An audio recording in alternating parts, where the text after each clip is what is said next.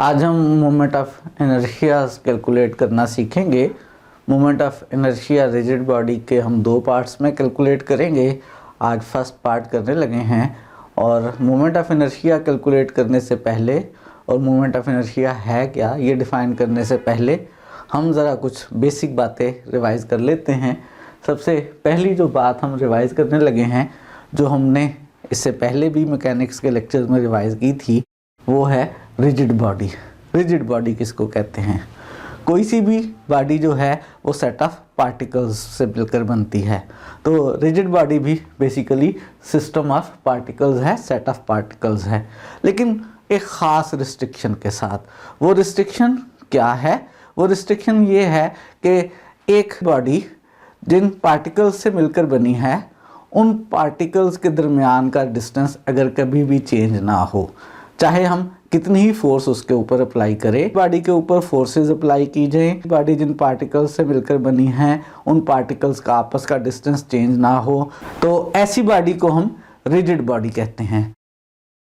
The distance between any two particles does not change regardless of the forces acting on the body is called rigid body। एक ऐसी body जो system of particle से मिलकर बनी है, जिसके ऊपर फोर्सेस अप्लाई हो रही हैं, लेकिन उसके कोई से भी दो पार्टिकल्स के दरमियान का डिस्टेंस चेंज नहीं हो रहा है, तो ऐसी बॉडी को हम कहेंगे वो रिजिड बॉडी है। एग्जाम्पल्स बहुत क्लियर, बहुत वाजे हैं, पहले भी देख चुके हैं। फ़र्ज़ करें आपके पास जो बॉडी है वो फोम है, वो मैट्रिस है, आप उसके ऊपर फोर्स अप्लाई करते हैं, उसके डिफरेंट पार्टिकल्स का डिस्टेंस चेंज हो जाता है, वो प्रेस हो जाता है। इसका मतलब है फोम या मैट्रिस जो है वो एक रिजिड बॉडी नहीं है। फ़र्ज़ करें आपके पास एक बुक है, आप बुक के ऊपर फोर्सेस अप्लाई करते हैं, तो बुक जिन पार्टिकल से मिलकर बनी है उनमें से किसी भी दो पार्टिकल्स का डिस्टेंस चेंज नहीं होता। इसका मतलब जो बुक है वो एक रिजिड बॉडी है। और नेक्स्ट चीज़ जो हम बात करने लगे हैं वो है डिस्प्लेसमेंट। जब आप एक बॉडी के ऊपर फोर्स लगाएं तो बॉडी की पोजीशन जो है वो चेंज हो जाती है। जो बॉडी की पोजीशन चेंज होना है इसी को हम कहते हैं displacement. A displacement of a rigid body is a change from one position to another. जब भी कोई रिजिड बॉडी एक पोजीशन से चेंज होकर किसी दूसरी पोजीशन पर चली जाएगी तो हम कहेंगे उसमें एक डिस्प्लेसमेंट हुआ है। डिस्प्लेसमेंट कॉमनली दो तरह के होते हैं। किन दो तरह के? कुछ डिस्प्लेसमेंट्स ऐसे होते हैं कि बॉडी के ऊपर एक लाइन ली जाए और उस लाइन के ऊपर जितने भी बॉडी के पॉइंट्स आए वो उस डिस्प्लेसमेंट में चेंज ना हो। एक बॉडी हो, एक बॉडी के ऊपर लाइन हो और ऐसा डिस्प्लेसमेंट किया जाए कि उस लाइन के ऊपर जितने भी पॉइंट्स हैं उनमें कोई चेंज ना आए, बाकी पॉइंट्स की पोजीशन चेंज हो जाए, तो ऐसी मोशन को क्या कहते हैं? ऐसी मोशन कहीं आपने देखी है? ऐसी मोशन को हम रोटेशन कहते हैं। मिसाल के तौर पे आपके पास ये एक रग्बी बॉल है, ये इस रग्बी बॉल के सेंटर में से पास करती हुई लाइन है। इस रग्बी बॉल को आप रोटेट करवाएं। अगर आप इस रग्बी बॉल को रोटेट करवाएंगे तो इस रग्बी बॉल के ऊपर जो पॉइंट्स हैं उनकी पोजीशन चेंज होती चली जाएगी, बॉडी की पोजीशन चेंज हो रही है, लेकिन वो सारे पॉइंट जो इस सेंटर वाली लाइन के ऊपर हैं वो इस रोटेशन में बिल्कुल भी चेंज नहीं होंगे, वो सारे पॉइंट्स फिक्स रहेंगे।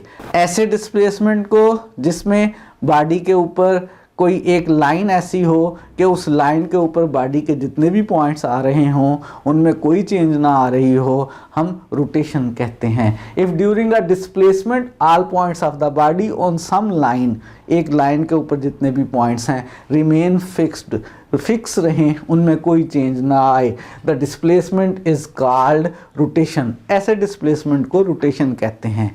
क्या जब बॉडी में डिस्प्लेसमेंट होता है हमेशा इस तरह का होता है? नहीं, बाज़ का ऐसा भी होता है कि बॉडी के सारे पॉइंट्स की पोजीशन ही तब्दील हो जाती है।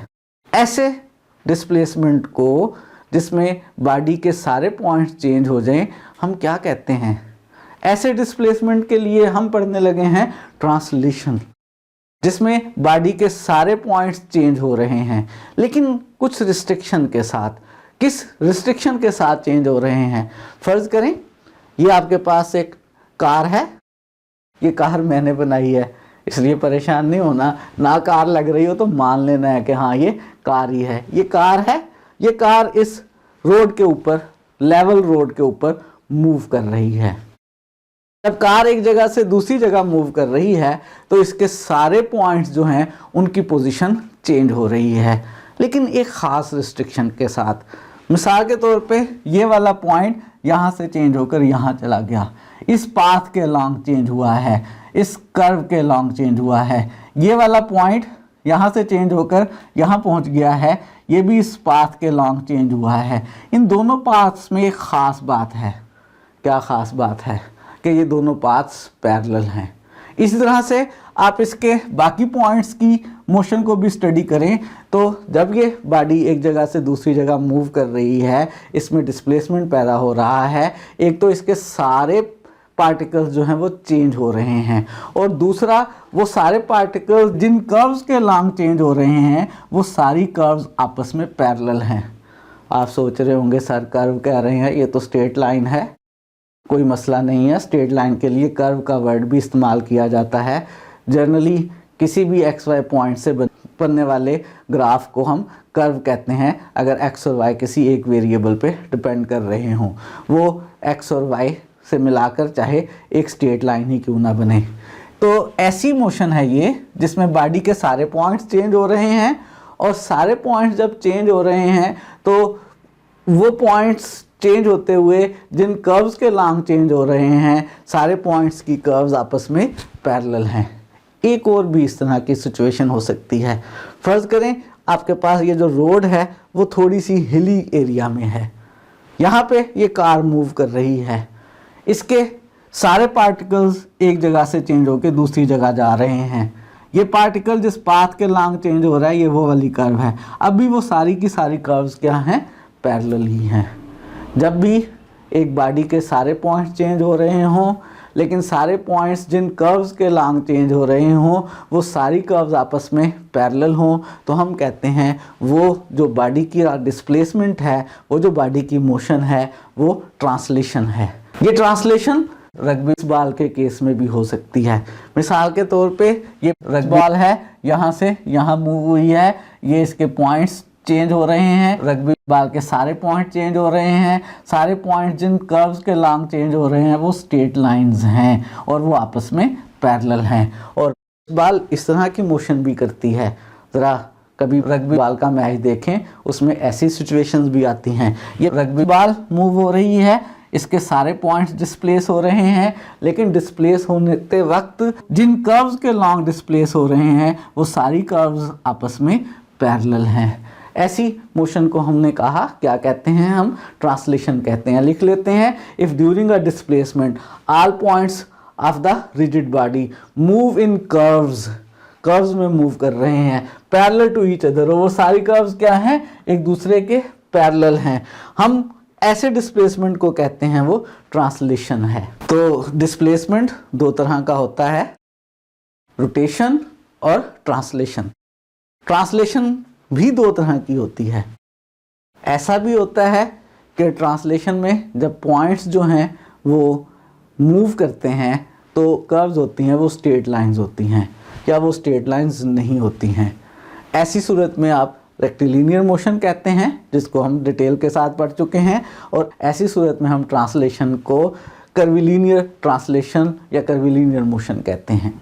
नेक्स्ट क्वेश्चन जहन में ये पैदा होता है कि जब आप एक रिजिड बॉडी को डिस्प्लेस करते हैं, उसकी पोजीशन चेंज होती है, क्या एक वक्त में उसमें एक ही तरह का डिस्प्लेसमेंट होता है, रोटेशन या ट्रांसलेशन, या दोनों भी हो सकते हैं? तो अब हम बात करने लगे हैं कि क्या जब भी डिस्प्लेसमेंट होता है तो इन दो तरह के डिस्प्लेसमेंट में से कोई एक तरह का होता है या दोनों तरह का भी होता है। बात करने लगे हैं general motion of a rigid body की। आपके सामने ये एक रग्बी बॉल है।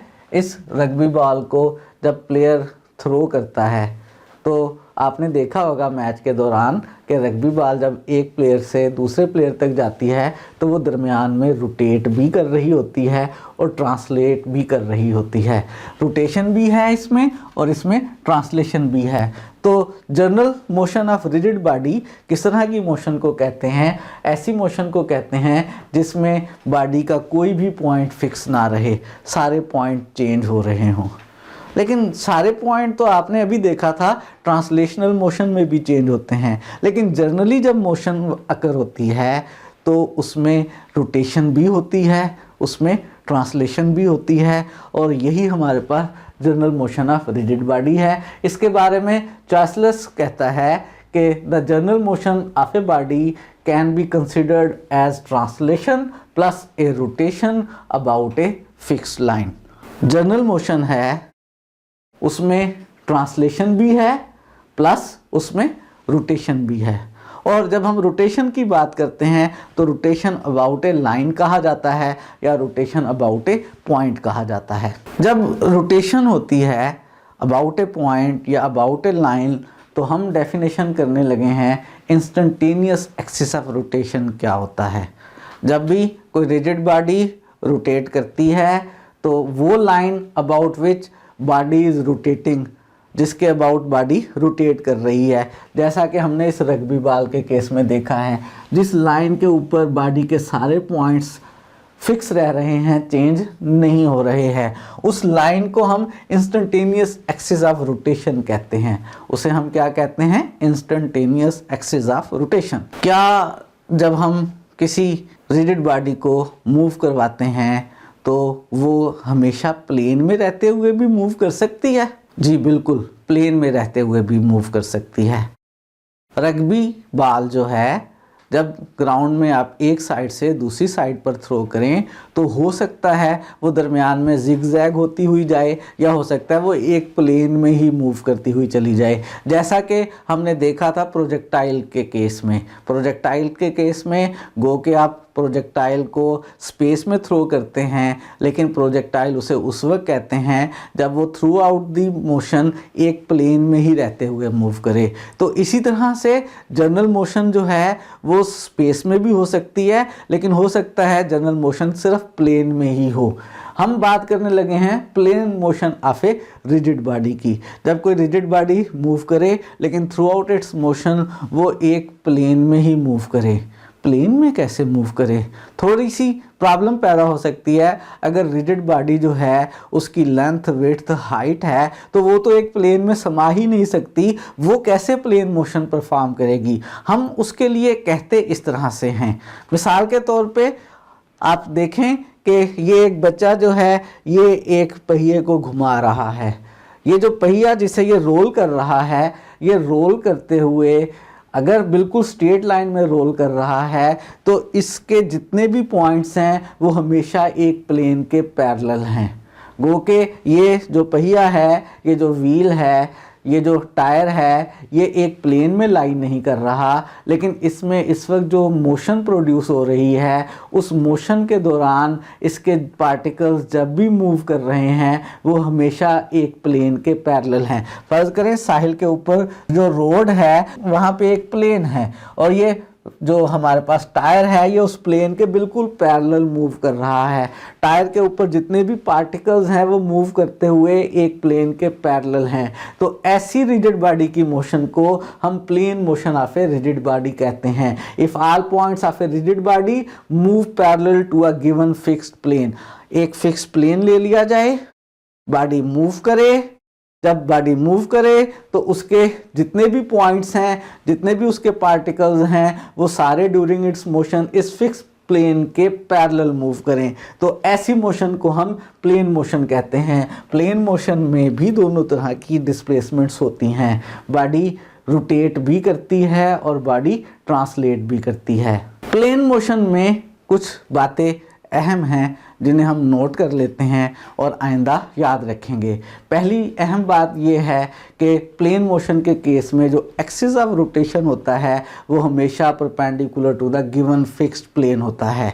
अगर आपके पास ये टायर मूव कर रहा है, डिस्प्लेस हो रहा है, यहाँ पर आपके पास प्लेन है, तो जो एक्सिस होगा, जो इसमें रोटेशनल मोशन का एक्सिस होगा, वो एक्सिस इस फिक्स प्लेन के ऊपर परपेंडिकुलर होगा। हमेशा जब भी किसी बॉडी में प्लेन मोशन होगी तो उसमें रोटेशन के दौरान जो एक्सिस ऑफ रोटेशन होगा वो फिक्स प्लेन के परपेंडिकुलर होगा। और दूसरी बात जो हमें याद रखना है वो ये है कि the point where axis of rotation intersects the fixed plane is known as center of the rotation।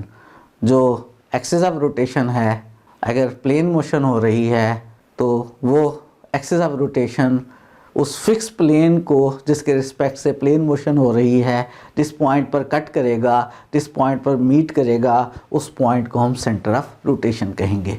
Rotational motion अगर प्लेन मोशन है तो जो एक्सिस ऑफ रोटेशन है वो हमेशा फिक्स प्लेन के साथ परपेंडिकुलर होगा, और वो axis of rotation fix plane को जिस पॉइंट पर मीट करेगा उसे हम सेंटर ऑफ रोटेशन कहा करेंगे। जब मैं rotation of a rigid body की बात करता हूँ तो आप सोच रहे होंगे, कभी मैं कहता हूँ कि रोटेशन अबाउट अ पॉइंट और कभी मैं कहता हूँ कि रोटेशन अबाउट अ लाइन। क्या मैं गलती से कह जाता हूँ, मेरी ज़ुबान फिसल जाती है, या दोनों बातें एक ही हैं? इसके लिए हमारे पास है आयलर्स थ्योरम। आयलर्स थ्योरम क्या कहता है कि rotation of a rigid body about a fix point of the body, जब एक बॉडी रोटेट करे किसी एक फिक्स्ड पॉइंट के about, is equivalent to a rotation about a line which passes through that point. वो रोटेशन उस rotation के equivalent है जिस रोटेशन को हम कहें कि वो रोटेशन अबाउट अ लाइन है और वो लाइन उस पॉइंट में से पास कर रही हो। अगर आपके पास फॉर एग्जांपल ये एक सर्कुलर डिस्क है, ये सर्कुलर डिस्क जो है रोटेट कर रही है अबाउट इट्स सेंटर ओ, तो हम ये कहें कि इट इज़ रोटेटिंग अबाउट ओ, या हम यहाँ पर एक लाइन ले लें जो इस ओ में से पास कर रही हो और हम कहें कि ये disc is rotating about the line A B, तो आयलर कहता है कि ये दोनों बातें कहना एक ही बात है।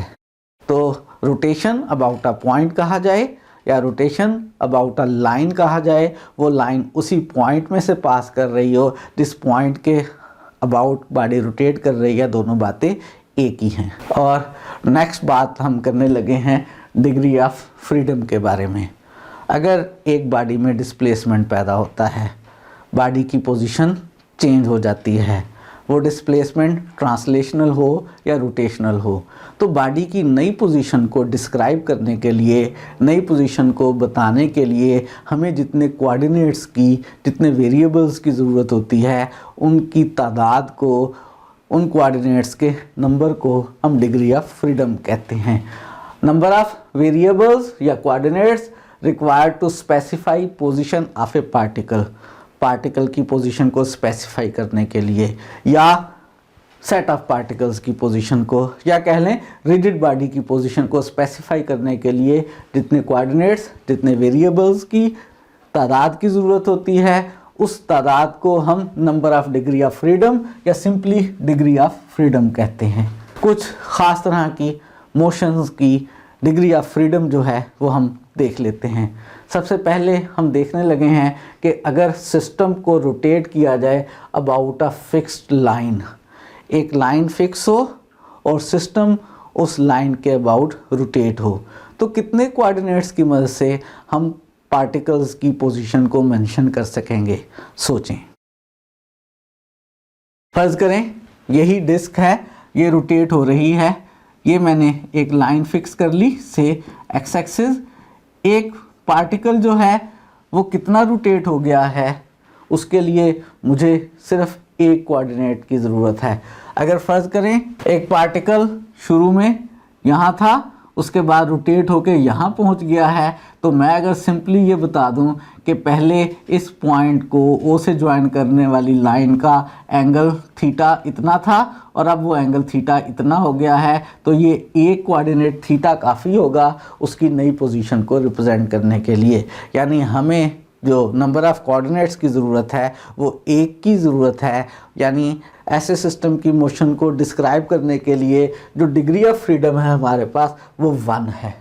तो अगर कोई सिस्टम सिर्फ रोटेट कर रहा हो तो उसमें पार्टिकल्स की नई पोजीशन को मेंशन करने के लिए हमें कितने कोऑर्डिनेट्स की ज़रूरत होगी, एक कोऑर्डिनेट की ज़रूरत होगी, और हम कहेंगे ऐसे सिस्टम की डिग्री ऑफ फ्रीडम जो है वो 1 है।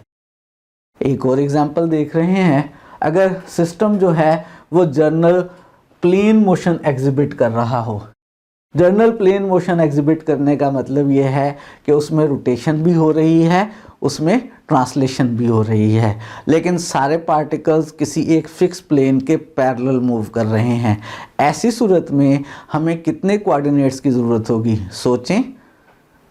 ऐसी सूरत में हमें 3 कोऑर्डिनेट्स की ज़रूरत होगी। ऐसी सूरत में जो सिस्टम होगा उसकी डिग्री ऑफ फ्रीडम जो है वो 3 होगी। 3 डिग्री ऑफ फ्रीडम होगी। क्यों 3 की ज़रूरत होगी? एक कोऑर्डिनेट होगा काफ़ी उसकी रोटेशन को डिस्क्राइब करने के लिए, और 2 कोऑर्डिनेट्स ज़रूरी होंगे उसकी ट्रांसलेशन को डिस्क्राइब करने के लिए कि से एक्स एक्सिस के लॉन्ग कितनी ट्रांसलेशन हुई है और वाई एक्सिस के लॉन्ग कितनी ट्रांसलेशन हुई है। एक कोऑर्डिनेट की ज़रूरत होगी एक्सप्रेस इसकी रोटेशन को करने के लिए, और 2 कोऑर्डिनेट्स की ज़रूरत होगी इसकी ट्रांसलेशन को एक्सप्रेस करने के लिए। तो जनरल प्लेन मोशन के लिए हमें 3 कोऑर्डिनेट्स की ज़रूरत होगी, यानी जनरल प्लेन मोशन की जो डिग्री ऑफ फ्रीडम है वो 3 है। इसी तरह से अगर कोई बॉडी जो है वो मूव करे स्पेस के अंदर तो उसकी कितनी डिग्री ऑफ फ्रीडम होगी। नेक्स्ट हम बात करने लगे हैं degree of freedom of general motion of a body की स्पेस के अंदर। वो जो डिग्री ऑफ फ्रीडम है हम कह ये रहे हैं कि वो 6 होगी। क्यों 6 होगी? 3 डिग्री ऑफ फ्रीडम होगी उसकी पोजीशन को रिप्रेजेंट करने के लिए कि एक्स एक्सिस के लॉन्ग उसने कितना डिस्टेंस कवर किया, वाई एक्सिस के लॉन्ग कितना डिस्टेंस कवर किया, और जी एक्सिस के लॉन्ग कितना डिस्टेंस कवर किया, और 3 ही कोऑर्डिनेट्स रिक्वायर्ड होंगे उसकी रोटेशन की रिप्रेजेंटेशन के लिए कि उस बॉडी ने एक्स एक्सिस के लॉन्ग कितनी रोटेशन ली, वाई एक्सिस के लॉन्ग कितनी रोटेशन ली, और जी एक्सिस के लॉन्ग कितनी rotation Lee. 3 coordinates are required to express rotational motion and 3 coordinates are required to express translational motion। तो स्पेस के अंदर या जनरली अगर कोई बॉडी जो है वो मूव करे तो उसकी मोशन को डिस्क्राइब करने के लिए हमें 6 कोऑर्डिनेट्स की ज़रूरत होगी और उसकी डिग्री ऑफ फ्रीडम 6 होगी। और अगर हम रिस्ट्रिक्शन लगा दें, फ़र्ज़ करें हम रिस्ट्रिक्शन लगा देते हैं कि जो बॉडी है वो एक्स एक्सिस के अबाउट रोटेट नहीं कर रही है, तो फिर कितनी रह जाएगी डिग्री ऑफ फ्रीडम? यकीनन फिर 5 रह जाएगी। फिर एक्स एक्सिस के लॉन्ग रोटेशन को डिस्क्राइब करने के लिए किसी कोऑर्डिनेट की ज़रूरत नहीं होगी। हम नोट कर रहे हैं इस बात को, if a constant is imposed, अगर कोई रिस्ट्रिक्शन लगा देते हैं तो क्या होगा? The degree of freedom is reduced by 1, जो डिग्री ऑफ फ्रीडम है वो 1 रिड्यूस हो जाएगी, जैसे मैंने एग्जांपल दी। आप भी सोच रहे होंगे कि बात शुरू की थी हमने कि आज मोमेंट ऑफ इनर्शिया पढ़ेंगे, लेकिन अभी तक मोमेंट ऑफ इनर्शिया की कोई बात नहीं आई, तो परेशान ना हो, आखिरी चीज़ रिवाइज़ करने लगे हैं और उसके बाद हम मोमेंट ऑफ इनर्शिया ही पढ़ेंगे। और आखिरी चीज़ जो हम रिवाइज़ करने लगे हैं वो है डेंसिटी। डेंसिटी क्या होती है? आपको याद होगा, आपने छोटी क्लासेस में पढ़ा हुआ है, यूनिट वॉल्यूम में कितना मैस आता है, इसको हम डेंसिटी कहते हैं। Mass of a unit volume of a material substance को डेंसिटी कहते हैं। Mass of a unit volume, अगर मैं डेंसिटी को रो से डिनोट करूं और मैस को मैं एम से डिनोट करूं और वॉल्यूम को मैं से V से डिनोट करूं या वॉल्यूम ही लिख लूं, तो डेंसिटी बेसिकली क्या है? मैस ओवर वॉल्यूम, के यूनिट वॉल्यूम में कितना मैस आ रहा है, हम इसको डेंसिटी कहते हैं। फ़र्ज़ कर लें मैस dm है, जनरली मैस m, लेकिन मुझे ख़ास तौर पे dm के साथ मैस का इस्तेमाल करना है, स्मॉल मैस है। और फ़र्ज़ कर लें रो डेंसिटी है। जो वॉल्यूम है वो कैसे कैलकुलेट करेंगे, वो डिपेंड करेगा कि जिस सॉलिड की हम बात कर रहे हैं, जिस मटेरियल सब्सटेंस की हम बात कर रहे हैं, वो 1 डायमेंशनल है, 2 डायमेंशनल है या 3 डायमेंशनल है। अगर 1 डायमेंशनल होगा तो सिर्फ एक वेरिएबल उसके वॉल्यूम को रिप्रेजेंट करेगा। वन डायमेंशनल से मुराद क्या है? फर्ज करें हमारे पास जो है वन डायमेंशनल बॉडी एक रॉड है, एक रॉड है तो इसमें सिर्फ एक ही डायमेंशन है, वो डायमेंशन से x है। ऐसी सूरत में रो किसके इक्वल हो जाएगा? मैस ओवर x के। और अगर मैस को हमने dm कहा है तो फिर रो इक्वल हो जाएगा dm ओवर dx के। ऐसी सूरत में जब पार्टिकल स्मॉल लेंगे, मैस उसका dm लेंगे, तो उसकी लेंथ को भी हम dx कहेंगे। ऐसी सूरत में रो dm ओवर dx हो जाएगी, या कह लें dm इक्वल हो जाएगा रो dx के। इसका हम अक्सर इस्तेमाल किया करेंगे। और अगर ऑब्जेक्ट जो है, जो बॉडी है, वो टू डायमेंशनल है, अगर टू डायमेंशनल है तो उसमें लेंथ भी है और विड्थ भी है, से x और y लेंथ और विड्थ हैं, तो ऐसी सूरत में जो वॉल्यूम हो जाएगा वो x इंटू वाई हो जाएगा और रो जो है m over x into y. और अगर ऑब्जेक्ट जो है वो स्मॉल है तो उसकी लेंथ और विड्थ dx और dy हो जाएंगी। और ऐसी सूरत में हमारे पास जो उसमें डेंसिटी है रो, वो इक्वल हो जाएगी dm over dx into dy, या यहाँ से कह लें dm इक्वल आ जाएगा रो dx dy के। और अगर हमारे पास जो रिजिड बॉडी है वो थ्री डायमेंशनल रिजिड बॉडी है, मिसाल के तौर पे आपके पास ये क्यूबिक बॉक्स है, इसमें लेंथ भी है, विड्थ भी है और हाइट भी है x, y और z। तो ऐसी सूरत में जो है वॉल्यूम मेरे पास x, y, z हो जाएगा और density total mess over x, y, z हो जाएगी। और अगर स्मॉल मैस है तो फिर लेंथ, विड्थ और हाइट भी स्मॉल होंगी, हम उनको dx, dy और dz से डिनोट करेंगे। और हमारे पास जो रो है dm over dx, dy, dz, या यहाँ से कह लें dm इक्वल आ जाएगा रो dx, dy और dz के। ये याद रहे आपके पास मैस और डेंसिटी की आपस में रिलेशन है। इस रिलेशन का हमने मोमेंट ऑफ इनर्शिया कैलकुलेट करते हुए बार बार इस्तेमाल करना है। और अब हम बाकायदा मोमेंट ऑफ इनर्शिया डिफाइन करने लगे हैं। याद करें इनर्शिया क्या होता है। आप पढ़ते आए हैं कि अगर कोई एक बॉडी स्टेट ऑफ रेस्ट में है, उसकी कोशिश होती है कि वो स्टेट ऑफ रेस्ट में ही रहे। और अगर कोई बॉडी मूव कर रही है तो उसकी कोशिश होती है कि वो मूव करती रहे। इसको हम कहते हैं इनर्शिया। और याद करें मूवमेंट क्या होता है। मूवमेंट होता है टार्क कि कोई बॉडी रोटेट कर रही है। तो अब सोचें कि मूवमेंट ऑफ इनर्शिया क्या होगा।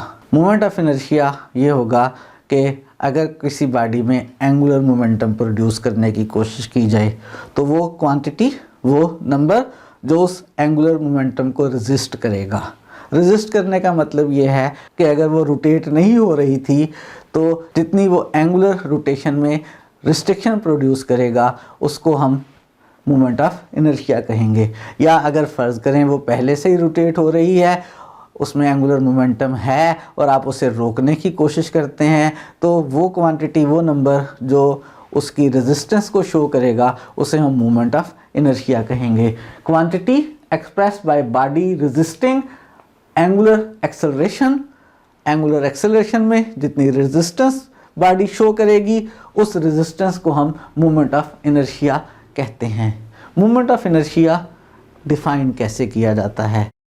कौन सा नंबर होता है जो मोमेंट ऑफ इनर्शिया को शो करता है, यानी वो कौन सा नंबर है जो बताता है कि उसमें कितना मोमेंट ऑफ इनर्शिया है। उस नंबर की डेफिनेशन हम करने लगे हैं moment of inertia of a particle, कि एक पार्टिकल का मोमेंट ऑफ इनर्शिया क्या होगा।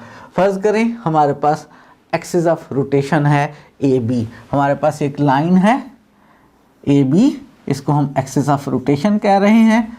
और हमारे पास जो है एक पार्टिकल है, फॉर एग्जांपल ये पार्टिकल है और इस पार्टिकल का मास m है। इस पार्टिकल के लिए हम मोमेंट ऑफ इनर्शिया की बात करने लगे हैं। फ़र्ज़ कर ले ये जो पार्टिकल m है, इसका ए बी से जो डिस्टेंस है वो r है। इस पार्टिकल को हमने ए बी लाइन के अबाउट रोटेट करवाना है। तो मोमेंट ऑफ इनर्शिया की डेफिनेशन है कि वो एम आर स्क्वेयर के इक्वल होगा।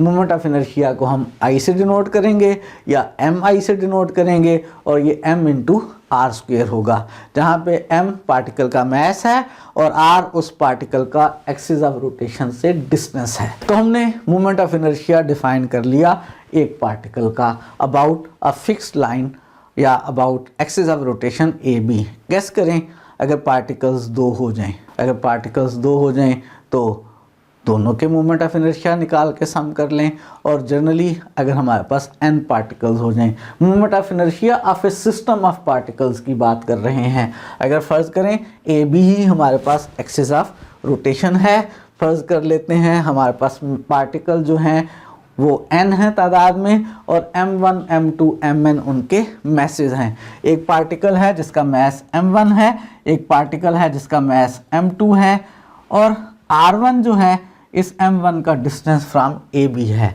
m2 का डिस्टेंस फ्रॉम AB जो है वो से r2 है। जनरली हम बात कर रहे हैं कि ri जो है वो distance of particle of mass mi from AB है। m1 का डिस्टेंस r1, m2 का डिस्टेंस r2, mn का डिस्टेंस rn, mi का डिस्टेंस फ्रॉम लाइन AB वो ri है। तो क्या बनेगा मोमेंट ऑफ इनर्शिया इन सारे सेट ऑफ पार्टिकल्स का? वो बनेगा हमारे पास m1 r1 square plus m2 r2 square plus mn rn square. और इसको अगर आप समीशन नोटेशन में लिखना चाहें तो लिख सकते हैं summation mi ri square i from 1 to n। तो ये मोमेंट ऑफ इनर्शिया है of a system of particles. और अब हम डिफाइन करने लगे हैं moment of inertia of a rigid body. Rigid body भी सेट ऑफ पार्टिकल्स ही होता है, लेकिन रिजिड बॉडी में कितने पार्टिकल्स होते हैं? रिजिड बॉडी में इन्फिनिट पार्टिकल्स होते हैं। रिजिड बॉडी के लिए मोमेंट ऑफ इनर्शिया उन इन्फिनिट पार्टिकल्स के मोमेंट ऑफ इनर्शियाज के सम के इक्वल होगा। कैसे डिफाइन करेंगे, कैसे उस इन्फिनिट सम को कैलकुलेट करेंगे, ज़रा याद करें। इन्फिनिट सम हम इससे पहले भी कैलकुलेट करते आए हैं, कैसे? इंटीग्रल की मदद से, और अब भी हम उस इन्फिनिट सम को इंटीग्रल की मदद से ही फाइंड आउट करेंगे। मैं रिजिड बॉडी के मोमेंट ऑफ इनर्शिया को 3 डिफरेंट केसेस में डिफाइन करने लगा हूँ। अगर रिजिड बॉडी 1 डायमेंशनल हो, रिजिड बॉडी 2 डायमेंशनल हो और रिजिड बॉडी 3 डायमेंशनल हो। बेसिक डेफिनेशन तो एक ही है, लेकिन हर दफ़ा कैलकुलेशंस करने का, सम कैलकुलेट करने का फार्मूला ज़रा डिफरेंट हो जाता है, इसलिए मैं तीनों को अलग अलग ही डिफ़ाइन करवाऊंगा और अलग अलग ही तीनों की कैलकुलेशंस करवाऊंगा। सबसे पहले हम moment of inertia of A solid rigid body of dimension 1 की बात करने लगे हैं। अगर हमारे पास सॉलिड रिजिड बॉडी हो और उसकी डायमेंशन 1 हो तो फिर हम उसका मोमेंट ऑफ इनर्शिया कैसे कैलकुलेट करेंगे, कैसे डिफाइन करेंगे, ये सीखने लगे हैं। फर्ज कर लेते हैं हमारे पास ये 1 डायमेंशनल एक रिजिड बॉडी है। इस 1 डायमेंशनल रिजिड बॉडी के ऊपर एक लाइन है AB, और हम इस रिजिड बॉडी को इस लाइन के अबाउट रोटेट करवा के हम इसका मोमेंट ऑफ इनर्शिया कैलकुलेट करना चाहते हैं। फर्ज कर रहे हैं हम कि AB जो है हमारे पास एक्सिस ऑफ रोटेशन है और dx is the length of small element of mass dm है। ये जो हमारे पास रिजिड बॉडी है जो 1 डायमेंशन की है, हम इसको स्मॉल पीसेस में डिवाइड कर देंगे। फ़र्ज़ करें मैंने इतना स्मॉल पीस ले लिया। ये जो मैंने स्मॉल पीस लिया है, सपोज कर लेते हैं इस स्मॉल पीस का मास dm है, इसकी कोई ना कोई लेंथ है, इसकी लेंथ फ़र्ज़ कर लें dx है, इसका इस फिक्स लाइन से कुछ डिस्टेंस है, इसका इस फिक्स लाइन से जो डिस्टेंस है उस डिस्टेंस को फ़र्ज़ करें हम r ही कह लेते हैं। इस स्मॉल मास का मोमेंट ऑफ इनर्शिया क्या बनेगा? इस स्मॉल मास का मोमेंट ऑफ इनर्शिया बनेगा r² dm। और अगर मैं इस तरह के n मैसेज बना लूँ और उनके डिस्टेंसेस ri हों और फिर उनके स्क्वायर्स का सम लूँ और फिर उस सम को इन्फिनिटी कर दूँ, क्या कर दूँ? उस सम को इन्फिनिटी कर दूँ, नंबर ऑफ मैसेज जो हैं, number of small particles infinite कर दूँ, तो वो मेरे पास इंटीग्रल बन जाएगा और वही इंटीग्रल मेरे पास मोमेंट ऑफ इनर्शिया होगा।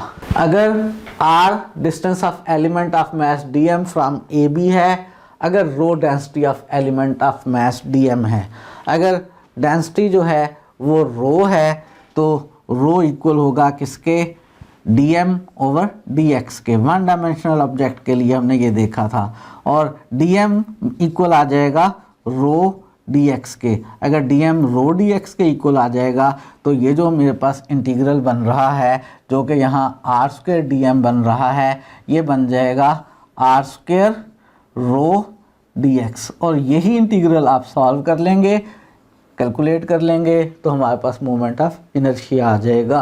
मोमेंट ऑफ इनर्शिया को अगर हम I से डिनोट करें तो ये r स्क्वायर रो dx के इंटीग्रल के इक्वल होगा, जहाँ पर r आपने देख लिया स्मॉल मास का डिस्टेंस है फ्रॉम एक्सिस ऑफ रोटेशन, रो उसकी डेंसिटी है, और ये जो कैपिटल R लिखा हुआ है ये उस इंटीग्रल की लिमिट्स होंगी। कैपिटल R जो है इस इंटरवल ऑफ इंटीग्रेशन है। जब हम डिफरेंट रिजिड बॉडीज़ के लिए इसको सॉल्व करेंगे तो लिमिट्स कैसे लेते हैं ये आपको थोड़ा सा क्लियर हो जाएगा। एक एग्जांपल करने लगे हैं। एग्जांपल ये है कि मोमेंट ऑफ इनर्शिया कैलकुलेट करना है एक यूनिफॉर्म रॉड का। यूनिफॉर्म रॉड का क्या मतलब है? यूनिफॉर्म रॉड से ये मतलब नहीं समझना कि ये रॉड किसी स्कूल या कॉलेज में पढ़ती है और इसने यूनिफॉर्म पहनी हुई है, ये मतलब हरगिज़ नहीं है। क्या मतलब है? मतलब इसका ये है कि ये कहीं से मोटी और कहीं से बारीक नहीं है, इसकी डेंसिटी हर जगह पर एक जैसी है। यूनिफॉर्म रॉड का मतलब है इसकी डेंसिटी कांस्टेंट है, डेंसिटी चेंज नहीं हो रही है, और हम इसको रोटेट करवा रहे हैं about an axis passes through its centre. वो लाइन, वो एक्सिस जो इस रॉड के सेंटर में से पास कर रहा है, और हमने मालूम करना है मोमेंट ऑफ इनर्शिया। हमारे पास एक यूनिफॉर्म रॉड है। यूनिफॉर्म रॉड का मतलब मैंने बता दिया, ऐसी रॉड जिसकी डेंसिटी कांस्टेंट है, इसके सेंटर में से एक लाइन पास कर रही है, और उस लाइन के अबाउट हमने मोमेंट ऑफ इनर्शिया मालूम करना है। जब हमारे पास एक रॉड है, हम इसको रोटेट करवाएंगे तो हमारे पास प्लेनर मोशन होगी, और प्लेनर मोशन में जो एक्सिस ऑफ रोटेशन होता है वो उस प्लेन के साथ परपेंडिकुलर होता है, जो कि प्लेनर मोशन में हम फिक्स कर लिया करते हैं। फर्ज कर लेते हैं ये हमारे पास रॉड है, इस रॉड की लेंथ सपोज कर लेते हैं A है, इसका सेंटर जो है वो C है, और इस सेंटर को हमने फ़िलहाल y एक्सिस ले लिया है, और हमने इस सेंटर के अबाउट इसका मोमेंट ऑफ इनर्शिया जो है वो मालूम करना है। अगर ये रॉड ऐसे रोटेट करेगी तो y एक्सिस के साथ 90 का एंगल बनाएगा, यहाँ पर हम x एक्सिस ले रहे हैं। क्या तरीका सीखा था अभी हमने तरीका ये सीखा था कि इस रॉड के ऊपर स्मॉल पार्टिकल लें, स्मॉल मास का पार्टिकल लें। फ़र्ज़ कर रहे हैं हम कि dm be the mass of an element of rod. Rod के ऊपर एक एलिमेंट है, dm इस एलिमेंट का मास है। हम फ़र्ज़ कर रहे हैं कि x distance of element of mass dm from y axis, इस dm का y एक्सिस से जो डिस्टेंस है वो डिस्टेंस x डिस्टेंस है। हमने उस डिस्टेंस को x डिस्टेंस सपोज कर लिया। अगर हम सपोज कर लें कि रो जो है वो डेंसिटी है और m जो है वो मास ऑफ द रॉड है, तो हमें मालूम है कि जो रो है वो इक्वल होगा m ओवर a के, जहाँ पे a जो है वो इस रॉड की लेंथ है। और स्मॉल मास के लिए, dm के लिए अगर लेंथ dx है तो उसके लिए हमारे पास जो dm है वो रो dx के इक्वल होगा। और इस तरह के स्मॉल मैसेज का सम करना है r स्क्वायर के साथ मल्टीप्लाई करके, तो हमारे पास मोमेंट ऑफ इनर्शिया आ जाएगा। हमें मालूम है moment of inertia r square dm के इक्वल होता है। मैंने यहाँ मोमेंट ऑफ इनर्शिया को IC लिखा है। क्यों IC लिखा है? इसलिए IC लिखा है कि जो C है वो इस रॉड का मिड पॉइंट है, और अगर यूनिफॉर्म रॉड है तो उसका जो मिड पॉइंट होता है वो सेंटर ऑफ मास होता है, और अगर उसमें से पास करते हुई लाइन के about moment of inertia calculate किया जाए तो हम उसके लिए नोटेशन IC की यूज़ करते हैं। तो IC हमने कैलकुलेट करना है। R जो है डिस्टेंस वो हमने x लिया है यहाँ पर, तो उसकी जगह x स्क्वायर, dm हमारे पास है रो dx, और ये कैपिटल R जो इंटरवल ऑफ इंटीग्रेशन था वो क्या है। उसके लिए आप देखें कि ये जो dm है, इस dm का y एक्सिस से डिस्टेंस मिनिमम कितना है और मैक्सिमम कितना है। dm अगर लेफ्ट साइड पर है यहाँ पर, तो इस सूरत में इस dm का डिस्टेंस जो है वो -a/2 है। रॉड की टोटल लेंथ a है तो ये हाफ a/2 और y एक्सिस की लेफ्ट साइड पे -a/2, और यहाँ पर जब ये dm है तो उस वक्त ये a/2 है। राइट साइड पर डिस्टेंस प्लस का a/2, तो इंटरवल ऑफ इंटीग्रेशन में जो लिमिट्स हमारे पास आई हैं वो -a/2 से a/2 आई हैं। बस अब हमने इसको इंटीग्रेट कर लेना है तो हमारे पास मोमेंट ऑफ इनर्शिया का आंसर आ जाएगा। रो का क्या करें, x² की इंटीग्रेशन तो हम कर सकते हैं जी। रो का क्या करें, हमारे पास जो रॉड है वो यूनिफॉर्म है, इसकी डेंसिटी कांस्टेंट है, तो रो कांस्टेंट है, इसको इंटीग्रल से बाहर लिख लें और x² की इंटीग्रेशन कर लें। रो इंटीग्रल से बाहर, x² की इंटीग्रेशन तो बहुत आसान है, पावर 1 बढ़ा ली, उससे डिवाइड कर लिया, x³/3 आ गई, और लिमिट्स जो है वो मैंने राइट साइड पर लिख ली। और लिमिट सब्स्टिट्यूट कर लेते हैं। पहले अपर लिमिट a/2 का क्यूब वो a³/8 हो जाएगा, माइनस लोअर लिमिट -a/2 वो -a³/8 हो जाएगा। इस 3 को कांस्टेंट है, लिमिट से बाहर ही लिख लें, रो/3 आ गया। ये a³/8 और a³/8 ऐड हो जाएंगे और ये बन जाएंगे 2a³/8, और 2 कैंसिल हो जाएगा, ये मेरे पास a³/4 आ जाएगा, और बाहर रो/3 एज इट इज़, और ये सम होके a³/4 आ गया। और रो को क्या लिख लें, रो हमारे पास इक्वल है किसके, m/a के। हम यहाँ पे रो की जगह m/a लिख लेते हैं, 1/3 एज इट इज़ m/a, और ये a³/4, और क्या होगा, एक a कैंसिल हो जाएगा, a² बच जाएगा, और 4 3 12 हो जाएगा, यानी हमारे पास आंसर आ जाएगा m/12 a²। यही मूवमेंट ऑफ इनर्शिया हमने कैलकुलेट कर लिया। किसका, एक रॉड का, वन डायमेंशनल ऑब्जेक्ट का, अबाउट इट्स सेंटर, इसके मिड पॉइंट के अबाउट, जो कि बेसिकली इसका सेंटर ऑफ मास है। रॉड के लिए ये जो हमने movement of inertia about its centre of mass calculate किया है, इसको आप याद रखेंगे, और इसकी मदद से हम रॉड का मोमेंट ऑफ इनर्शिया कैलकुलेट कर सकेंगे किसी भी पॉइंट के अबाउट। इसको कैसे याद रखेंगे, इसको याद रखने के लिए हम ज़रा आसान करके लिख लेते हैं। फार्मूला कैसे मेमोराइज करना है, मोमेंट ऑफ इनर्शिया निकालना है यूनिफॉर्म रॉड का अबाउट इट्स मिड पॉइंट, या कह लें अबाउट इट्स सेंटर ऑफ मास। वो फार्मूला है कि रॉड का मास लिखें, नीचे 12 लिखें, और रॉड की लेंथ का स्क्वायर ले लें। इस फार्मूले में आप रॉड का मास और रॉड की लेंथ लिखकर movement of inertia about it's mid point, या कह लें सेंटर ऑफ मास, कैलकुलेट कर सकते हैं। अब इस मूवमेंट ऑफ इनर्शिया की मदद से रॉड का मूवमेंट ऑफ इनर्शिया किसी और पॉइंट के अबाउट कैलकुलेट करना हो तो कैसे कैलकुलेट करेंगे। उसके लिए हमारी मदद करने के लिए मौजूद है parallel axis theorem. Parallel axis theorem क्या कहता है, पैरेलल एक्सिस थ्योरम ये कहता है कि अगर I movement of inertia of a system about axis A B है, आपके पास एक सिस्टम है, रिजिड बॉडी है, उसका मूवमेंट ऑफ इनर्शिया कैलकुलेट किया आपने एक लाइन ए बी के लॉन्ग, और उसका आंसर आई आया। और I C movement of inertia of the system about an axis parallel to A B and through centre of mass of the system.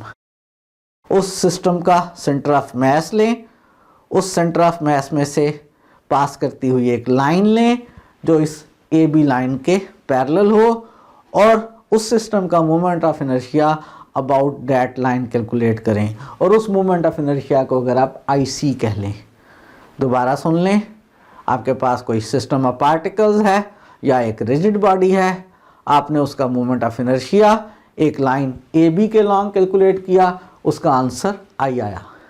आपने उस रिजिड बॉडी का centre of मास लिया, उस सेंटर ऑफ मास में से एक लाइन ली जो ए बी लाइन के पैरेलल है, और मोमेंट ऑफ इनर्शिया उस लाइन के अबाउट कैलकुलेट किया, और मोमेंट ऑफ इनर्शिया का आंसर आई सी आया।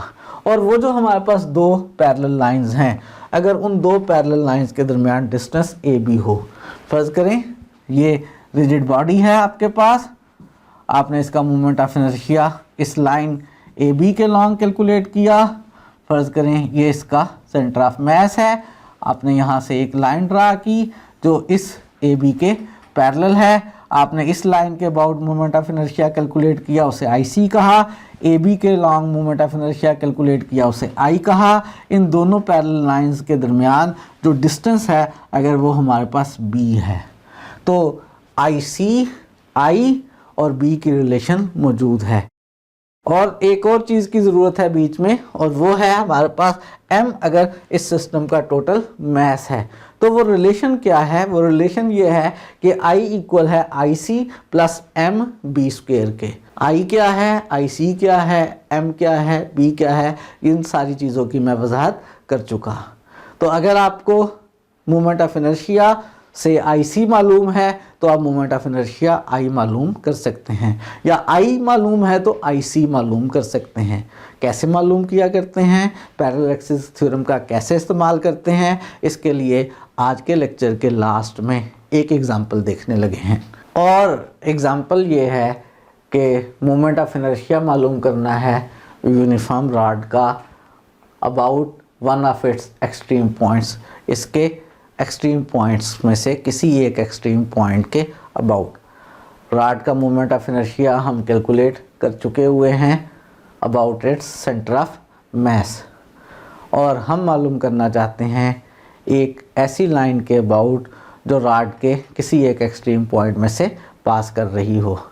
और अभी हमने पैरेलल एक्सिस थ्योरम देखा है, उस पैरेलल एक्सिस थ्योरम का इस्तेमाल करेंगे। पैरेलल एक्सिस थ्योरम क्या है कि moment of inertia I equal है moment of inertia I C plus M B square, जहाँ पर कैपिटल एम जो है वो उस बॉडी का या सिस्टम ऑफ पार्टिकल्स का टोटल मास है, I C moment of inertia about a line जो कि सेंटर ऑफ मास में से पास करे, और आई मोमेंट ऑफ इनर्शिया एक ऐसी लाइन के अबाउट जो सेंटर ऑफ मास में से पास करने वाली लाइन के पैरेलल हो। और b क्या है, और b उन दोनों लाइंस के दरमियान का डिस्टेंस है। इसका इस्तेमाल करते हैं। सेंटर ऑफ मास के अबाउट मोमेंट ऑफ इनर्शिया हमने कैलकुलेट किया हुआ है। फ़र्ज़ कर लें ये हमारे पास रॉड है, और फ़र्ज़ कर लें इस रॉड की जो लेंथ है वो a है। फ़र्ज़ कर लें इस रॉड का जो टोटल मास है वो m है।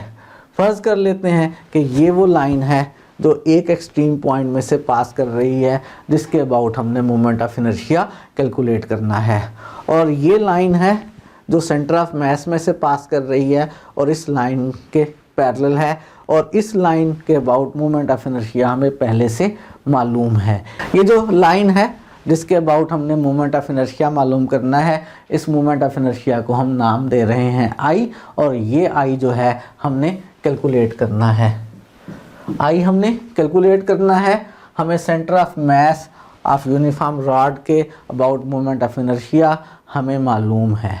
क्या फार्मूला था, फार्मूला था हमारे पास कि मास लिखें रॉड का, नीचे 12 लिखें और लेंथ के स्क्वायर से मल्टीप्लाई कर लें। तो इस रॉड के लिए वो मोमेंट ऑफ इनर्शिया क्या बनेगा, मास इसका स्मॉल m है 12 और लेंथ इसकी a है, a का स्क्वायर यानी ma square over 12।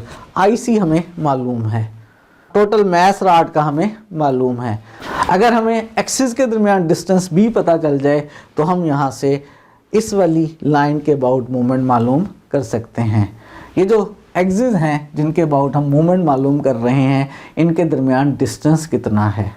Total rod की लेंथ a है, ये वाली लाइन सेंटर में से पास कर रही है, तो ये डिस्टेंस कितना होगा जी, ये डिस्टेंस हमारे पास a/2 होगा। तो बस मसला हल हो गया। हमारे पास ये जो फार्मूला है, कौन सा, पैरेलल एक्सिस थ्योरम वाला फार्मूला कि I इक्वल है I C plus M B square. इसमें कैपिटल M की जगह मैंने स्मॉल m लिख दिया, b की जगह मैंने a/2 लिख दिया, और आई सी भी मालूम है, आई सी की भी वैल्यू सब्स्टिट्यूट कर लेते हैं ma स्क्वायर ओवर 12, और ये सिंप्लीफाई करने पे ma स्क्वायर ओवर 4 बन गया।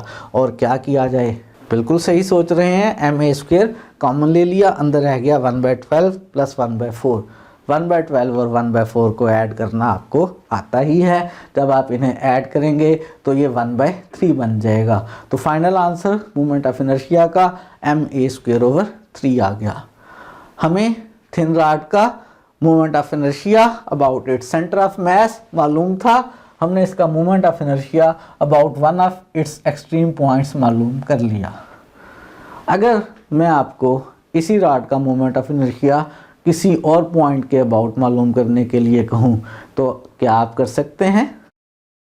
जी बिल्कुल कर सकते हैं, इस IC का इस्तेमाल करके।